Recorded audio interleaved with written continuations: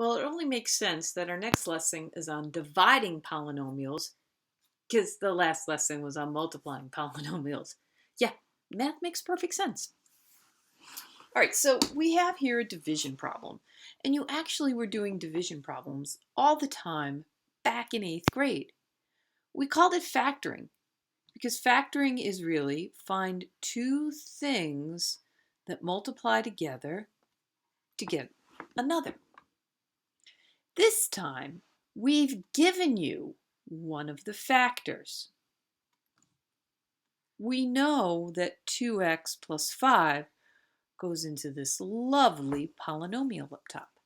But this is a little different because it's not creating a trinomial, it's creating a quadnomial. So we're going to use that table method of multiplication that we saw yesterday, and we are going to do it in reverse. So we know that 2x plus 5 is being multiplied by something, and out comes this numerator. So we're going to use this table to figure it out. So bear with me here. It's actually kind of easy. I know that I have to get 2x cubed, this first term, in this first box. So 2x times what will result in this 2x cubed? Well, you're right. It's got to be just an x squared. But following that column, that means 5x squared would have to go here. But look, up here we have 15x squared. Here we have 5x squared. Well, that means I need another 10x squared. 5x squared and 10x squared gets me that 15x squared I'm looking for. Okay, well, 2x times what gets me that 10x squared? That's right. Just a plain old 5x. 5x times 5 would mean that this cell has to be 25x. But we're looking for 27x here. So that means this has to be 2x. 25 and 2x is 27. Well, 2x times just plain old 1 is going to get me 2x, and that's going to get me 5, which is my last number. So I guess 2x plus 5 times my answer of x squared of 5x and a plus 1 will get me 2x cubed plus 15x squared plus 27x plus 5. Pretty cool. But remember now, we kind of started off with a nice easy one. Our degrees went in decreasing order: 3, 2, 1, none. And when they go in nice decreasing order like that, we know that when we look along our diagonals,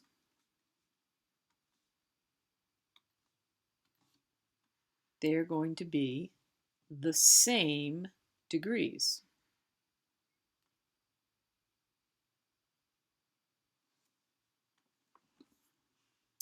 Oh, here's a little longer one, and I've conveniently give you your steps again. All right, step 1. We create a table with the rows representing the divisor. So here's our divisor down below: x squared, 2x, and 5. All right.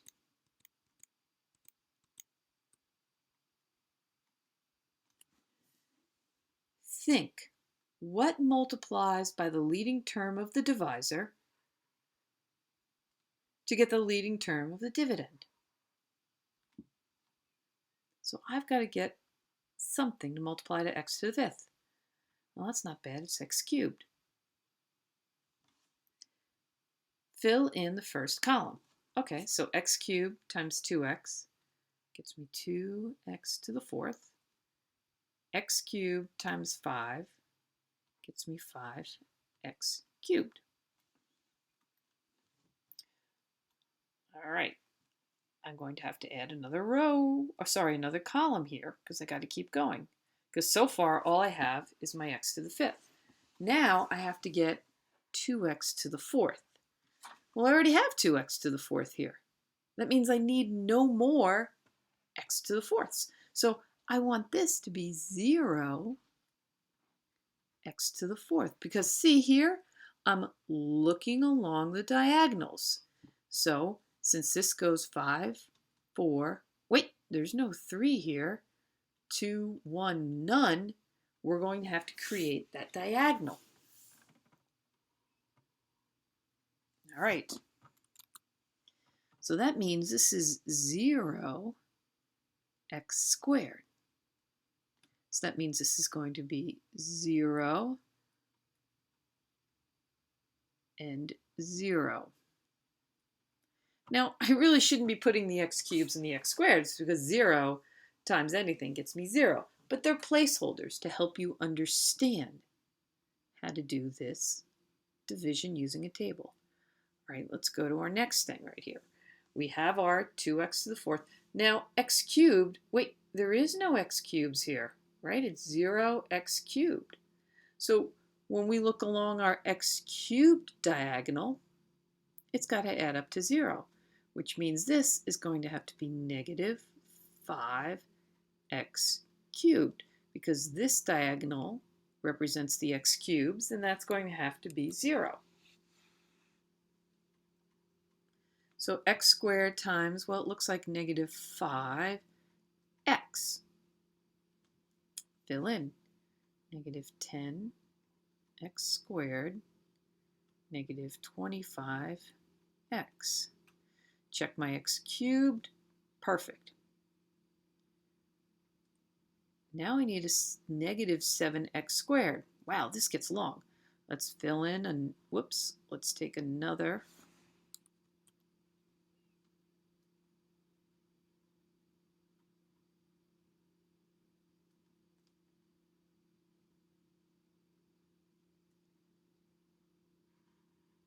There we go.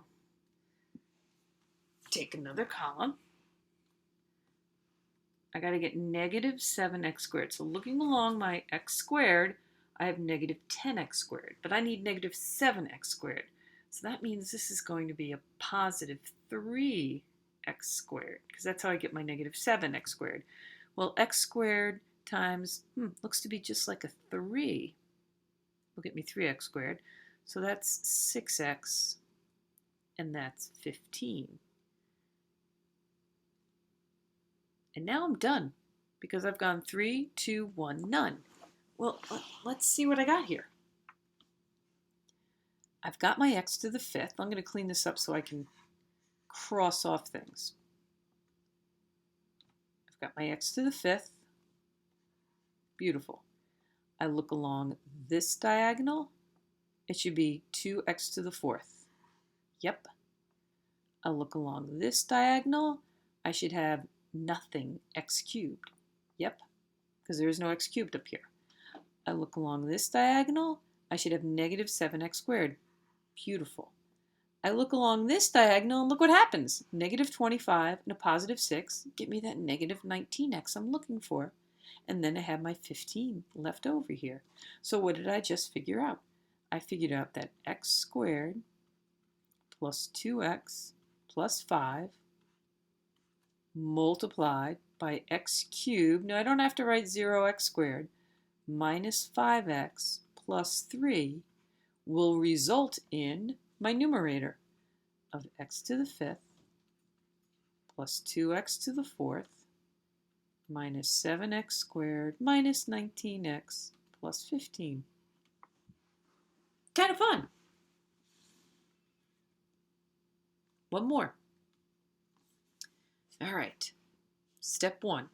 Create a table with the rows representing the divisor, making sure degrees are in decreasing order. So in other words, I have 1 degree, yep.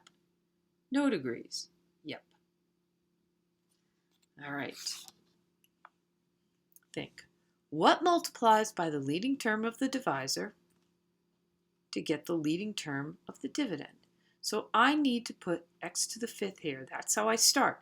X times x to the 4th, it gets me x to the 5th. So this is negative x to the 4th because I fill in the first column. I'm going to need another column.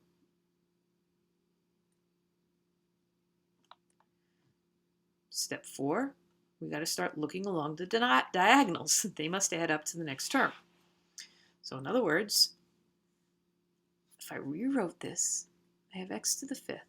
I have no x to the 4ths. I have no x cubes. I have no x squareds. I have no x's. And then I finally have my constant of 1.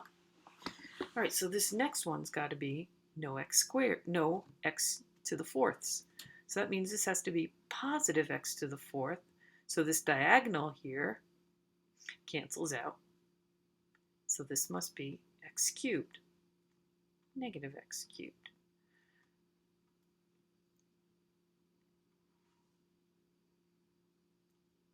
Next column.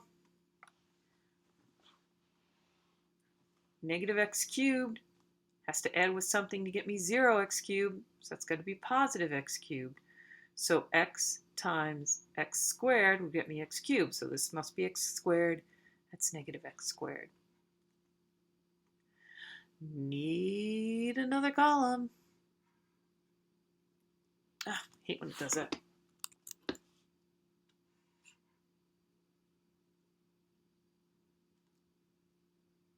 Okay. I need no x squareds. So negative x squared along its diagonal, this has to be positive x squared. X times what gets me x squared? X. So this must be negative x. Need one more column. One more.